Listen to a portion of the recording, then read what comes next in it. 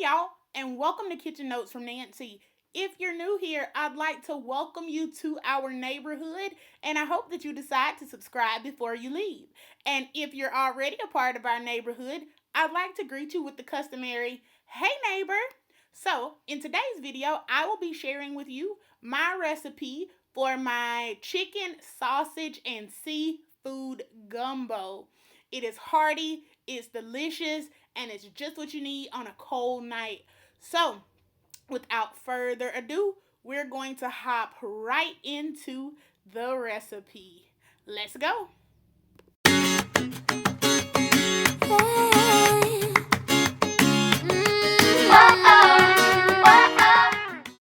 Alright y'all, for tonight's gumbo, we're going to need several things, and I'm going to go ahead and go over them at the beginning of the video, and that way I can just add them as we're going through the video. So of course you need your trinity, so the celery, bell pepper, onion. Tonight I'm using two different sausages. I'm going to use a beef smoked sausage, and then I'm going to use this Johnsonville andouille sausage, and this is a pork sausage. However, they do have chicken versions if you would like that. We're going to use some minced garlic. I'm going to use lump crab meat. I don't like doing the work of the crab legs and things, so I like to use lump crab meat in my gumbo. I'm using some boneless, skinless chicken thighs, shrimp, and this is raw peeled deveined tail off. It's already done for me shrimp, and this is the, I guess this is the 5160 shrimp. We're doing cut okra, and then I like to use tomatoes in my gumbo. If you don't like to use tomatoes, omit them, no issues. Some chicken broth, and then we have our flour and oil for our roux, and then our seasonings tonight. We'll be using the Slap Your Mama Creole seasoning, a little cayenne pepper, bay leaves, onion powder, garlic powder, black pepper, and then the gumbo filet, that's optional. You don't have to use that if you don't want to. So I'm going to go away for a second. I'm going to get the veggies chopped up. I'm going to get the chicken ready. I'm going to get the sausage chopped up. And then we're going to start cooking. So tonight I did not feel like hand chopping everything. So I just cut up my celery, onion, and bell pepper and threw it in the food processor. And so now I'm just going to use the pulse to chop button and chop it all up. And the reason why I'm pulsing is because I don't want it pulverized. And if you just turn it on, it will literally turn it to mush.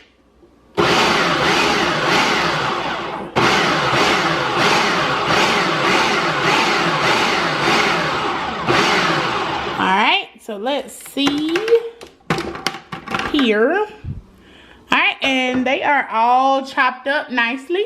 So that saved me a ton of work. So now I'm going to go over and chop up the sausage and wash the chicken, take that extra fat and stuff off of it, and get it seasoned up so we can get ready to fry up those things or sear up those things.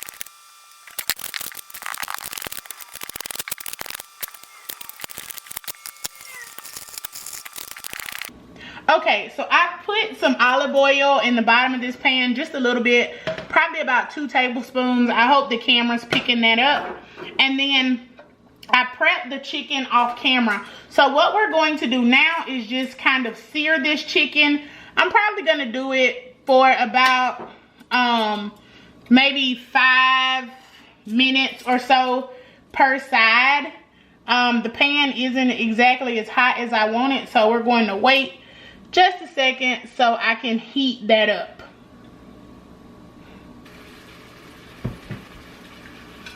Okay, so now the pan is actually hot, and I'm gonna go ahead and add the rest of my chicken, and I just seasoned this with the Slap Your Mama seasoning that I showed you at the beginning of the clip. You know, that's my favorite seasoning, whether I'm making gumbo or meatloaf or chicken or pork or whatever. That is my favorite seasoning. And so that's what I'm going to use. And these were boneless, skinless chicken thighs, but I did have to clean them up a little bit off camera. They still have a good little bit of fat on them. And so I did clean that off while I was on camera prior to seasoning. So we're going to let these go for about 5 minutes, and then we're going to check in on it.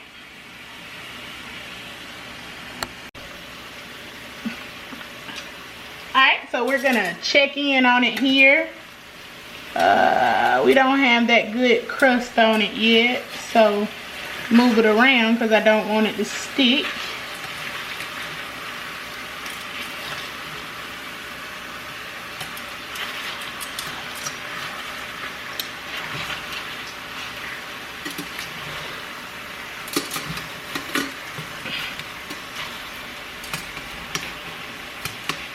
I don't know why I got these tongs. I hate these tongs. They're so flimsy. Probably gonna switch tongs here in a minute.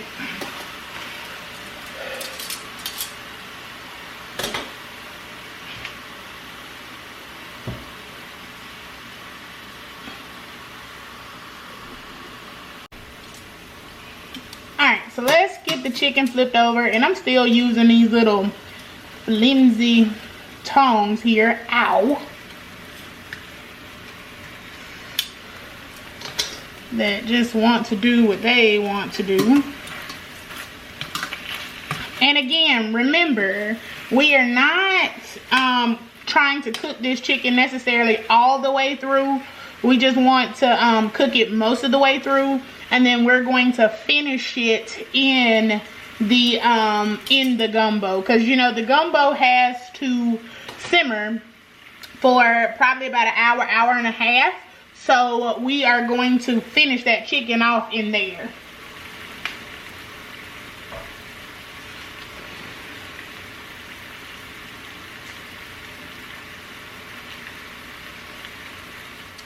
Alright, so we are going to go ahead and take this chicken out. And like I said, I don't expect it to be done all the way through. I'm going to finish it off in the actual gumbo.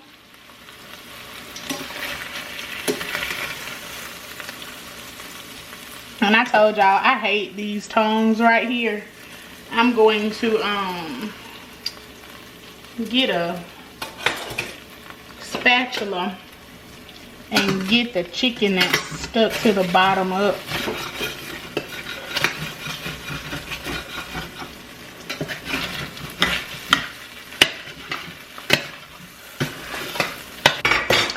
Alright, now I'm literally going to take this exact same pan, and I am going to throw those sausages in.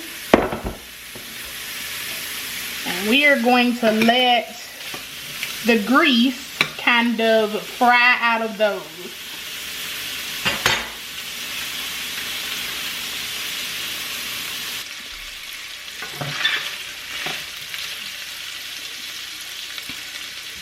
Okay, so now that this has gotten some of the oil out of it, I'm going to go ahead and take it out of this pan and put it to the side until we need it again.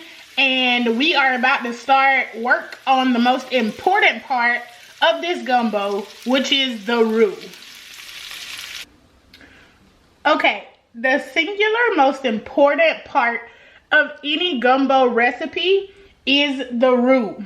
If the roux is not right, then your gumbo is not going to be right, okay? So you start by putting your oil, and this is a Dutch oven. It's a pretty big one. It's the large one, and I'll link it below in the description bar. So I'm going to start by putting 1 cup of vegetable oil in the bottom. And I had it preheating, so the pot, the bottom of the pot is already a little warm, but I'm gonna let it heat up for probably about a minute or two. And then we're going to get ready to add our flour. Now, this process takes a while. It takes a really long time, like anywhere sometimes from 15 to 20 minutes, because what we're going for is, I go for a color between like caramel and chocolate, like a milk chocolate color is what I'm trying to get. And you have to keep it moving. Like, you cannot leave this. You have to babysit it. Once I put this flour in there, I am going to just keep going and keep going. And so I'm going to start with a whisk. And then once I get the lumps out of it, I'll transition over to probably my wooden spoon. But this gets really hot. So just make sure you're not using anything plastic or silicone for this, because you're going to have to keep going in a circular motion. And so my oil is pretty warm now. And I'm taking a cup of all-purpose flour, and I'm going to slowly add it in, and I'm just going to keep it moving. And like I said, my goal right now is to get it mixed in and to get all the lumps out of it. You want your roux to be really smooth. So I'm going to whisk rather briskly right now to get all of the lumps out of it. And I am on basically a medium heat now, but I'm going to reduce this to medium low. And like I said, this is a process that you cannot rush. You have to keep it moving. And now all of those lumps that were in there when I first started have smoothed out. And so I am actually going to transition at this point over to this wooden spatula. And then here, like I said, I'm just going to babysit it and keep it moving. And because the bottom of this is a cast iron that has been sealed in like porcelain enamel. And so the bottom of this is really white, but I think the camera is picking up on the color differentiation here, but we'll see. And I am literally just going to keep stirring. And like I said, you can't leave it. You can't do anything besides stand here and stir. The time right now, to give you an idea of how long this is going to take me, it is currently 6:06, and so I'll come back periodically and check in, and that'll give you an idea of how long this process takes me on a medium to medium low heat.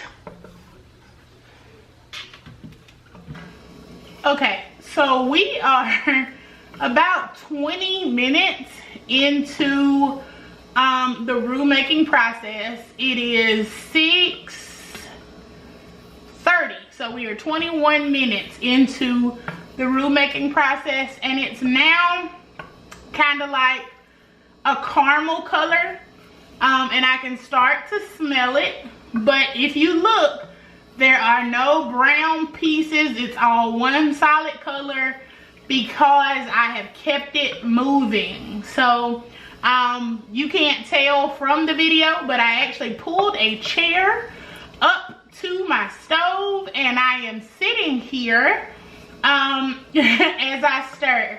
So I'll check back in with you all in about 15-20 minutes, and we will look at the progress then.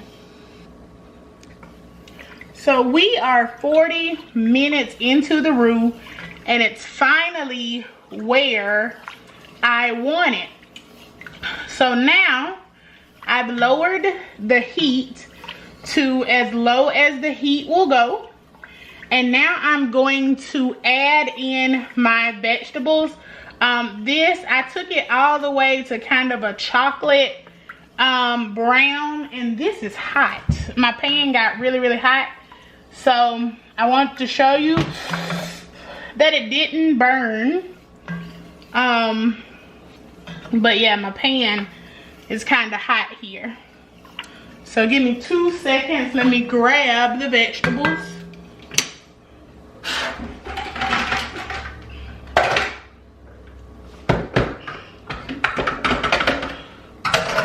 Alright, so now we're going to add the vegetables. And even though I turn the heat down, you have to keep it moving or it'll burn. So now I'm going to dump my veggies in.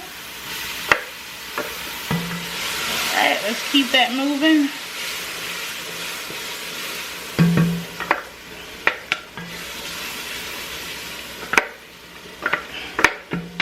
And these are just the bell pepper, onion, and celery we cut up in the very beginning. And the heat on this at this point is super low. It is as low as I can take it on this stove. So you just keep moving it around, and you're going to cook these vegetables down.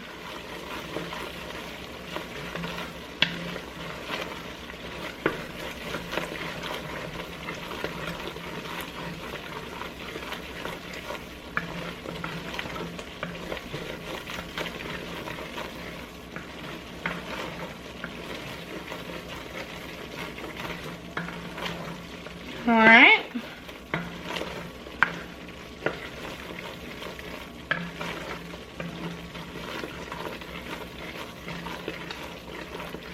Now we're going to start adding in a few more things.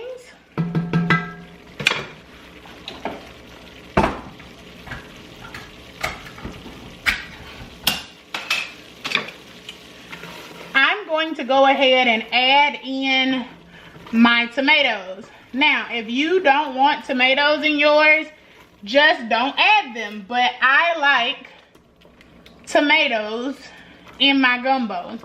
And now that we've gotten that roux going, everything else is super easy from here.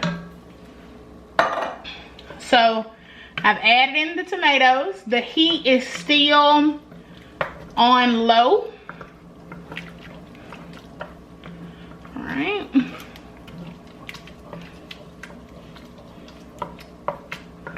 Now I'm going to go ahead and add in about a tablespoon of garlic. And I didn't add it in when I was initially, that's more like 2 teaspoons of garlic there. And I didn't add it in when I added the Trinity because I did not want that garlic to burn. And from here, y'all, it's pretty smooth sailing. Like, see how thick that roux got? That color is absolutely beautiful. This is what you want. Like, this gumbo right here is exactly, and it took a while. I'm not gonna lie to you. Making roux takes forever. Took me about 40 minutes. So, that's that color. Now we're going to get ready to add in the chicken stock.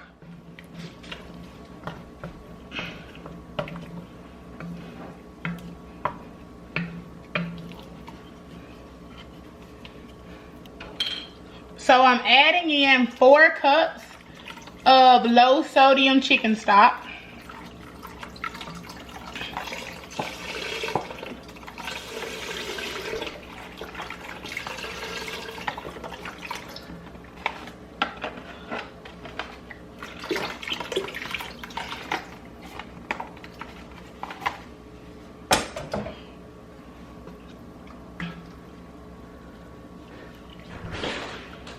All right, so Now that chicken stock is in there, I'm just going to do a fairly decent job of mixing it in. And I'm actually going to go in with another 4 cups of water.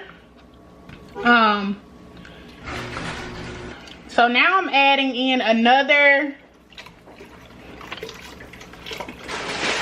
4 cups of low sodium chicken broth. So that's a total of, and so that was a total of 64 ounces. So it was a total of 8 cups of the low sodium chicken broth. Now we're going to start getting this seasoned up here. So I'm gonna go in with the Creole seasoning, and I'm using about 2 tablespoons right there.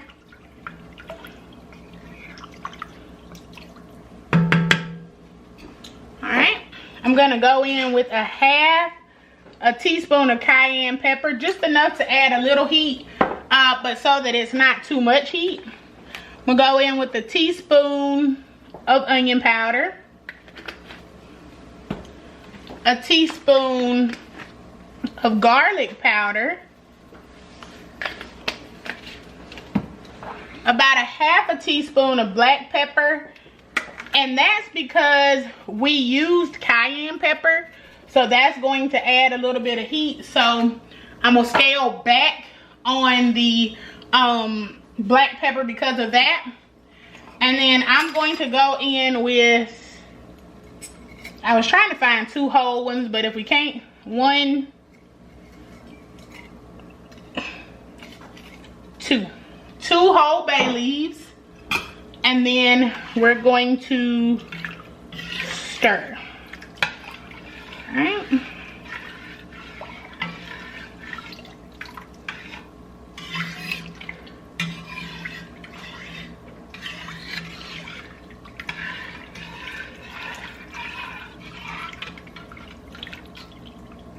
And I'm actually going to come back and taste this like after it simmers for a while, and then I may adjust the seasonings after that. And then there is one more thing that I want to add that I didn't talk about at the beginning, and that's Old Bay, and it's because we're using shrimp and stuff in here. So I'm gonna take about a teaspoon of Old Bay and add it. All right.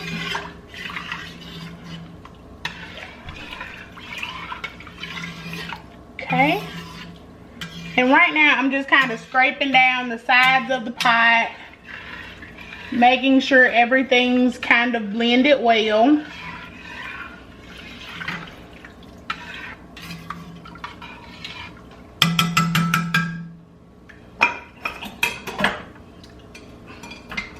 I'm gonna take that sausage that we took the grease out of earlier, and I'm going to add it in.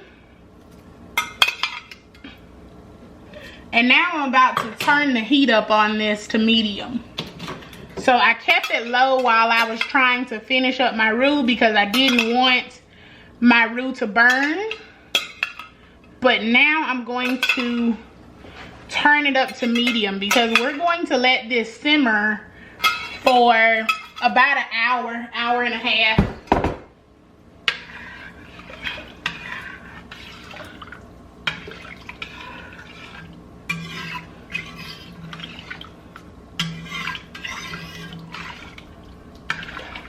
I've splashed stuff everywhere. I'm gonna have to wipe this stove down, but we'll get to that in just a second.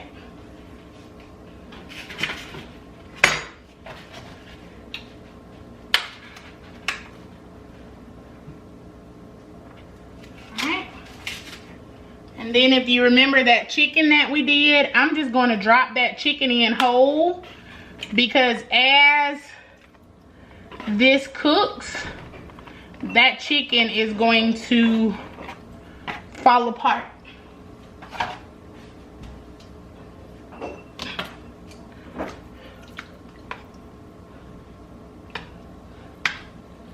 And y'all, it is super simple. Like once we get to this point, like now we're just putting everything together. So I am going to let this come to a boil, and then we'll come back and check it in say 15 minutes. So we'll be back to check on it in about 15 minutes.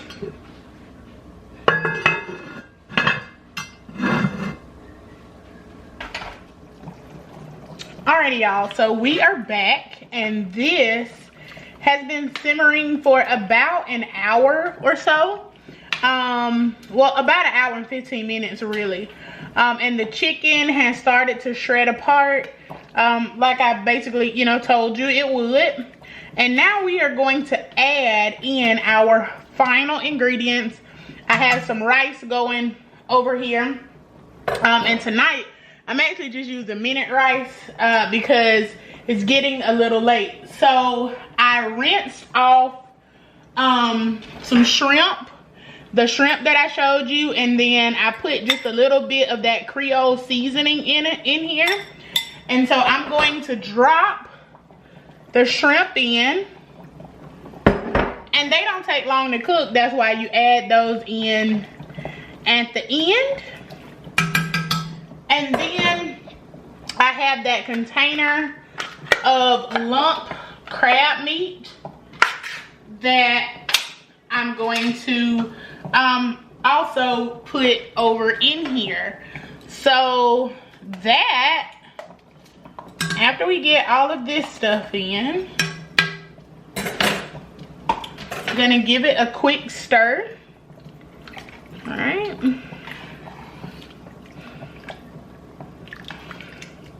And I'm gonna get ready to take those bay leaves out in just a minute once that shrimp is about done.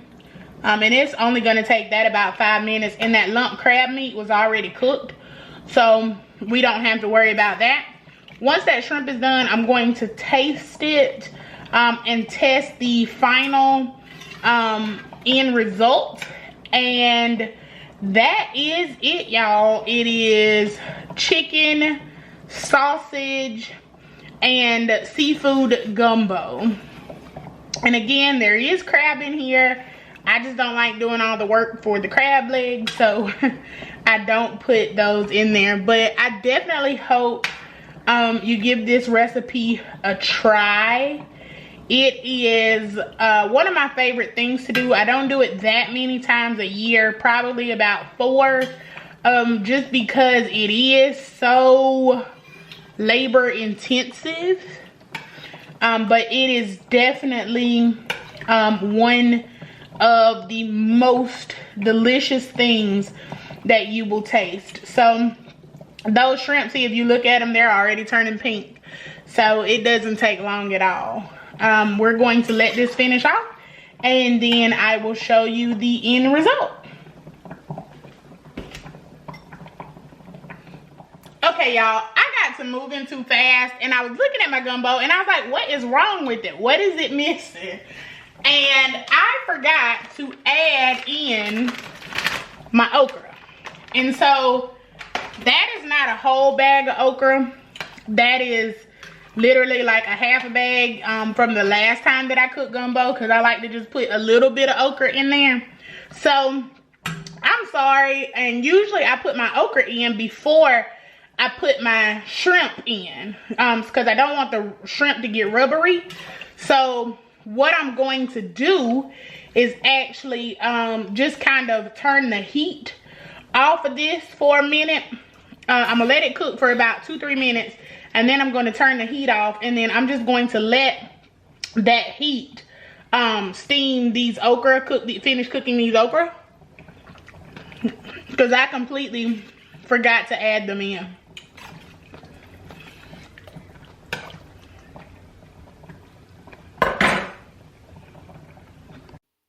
As always, thank y'all so much for tuning in and joining me here at Kitchen Notes from Nancy. I hope you learned something today that is of value to you. And if you did, don't forget to go ahead and subscribe to the channel if you're not a part of our neighborhood.